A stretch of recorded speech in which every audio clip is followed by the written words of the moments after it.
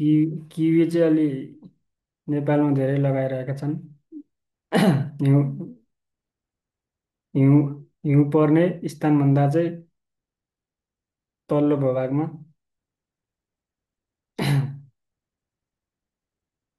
अनि अब यसका यो चाहिँ अलि इमर्जिङ फ्रुटको रूपमा ऊ आइरहेको छ नेपालमा चाहिँ यो किवी फ्रुट चाहिँ। यसका यसको बारेमा जानकारी दिँदैछु आज चाहिँ। यसको जातहरू छन् औलिसन, हेवार्ड, टुमोरी। हेवार्ड चाहिँ हेवार्ड चाहिँ पोथी रहेछ। टुमोरी चाहिँ भाले रहेछ। भाले र पोथीको यो अनुपात चाहिँ 1:5 हुनुपर्छ। नत्र यो फ्रुट प्रडक्सनमा असर गर्न सक्छ। त्यही भएर 1:5 भने चाहिँ एउटा भाले भयो भने 5वटा चाहिँ पोथी हुनुपर्छ। अब यसको दुरी चाहिँ छ 6 देखि 4 मिटरको दुरी रहेछ। 6 देखि 4 मिटरको दुरीमा लगाउनु पर्ने। अनि यो प्राङ्गारिक मल चाहिँ 20 केजी। प्राङ्गारिक मल चाहिँ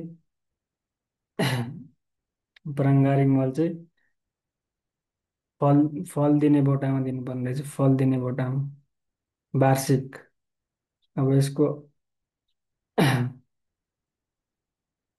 यसको डी सरी सरी यो प्राङ्गारिक मल चाहिँ 30 केजी दिनुपर्ने रहेछ प्रति बोटामा। यो 20 चाहिँ यो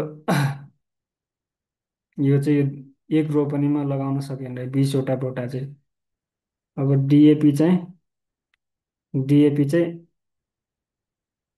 100 ग्राम 100 ग्राम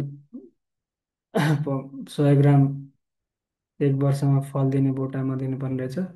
अनि युरिया चाहिँ 200 ग्राम फल दिने बोटामा।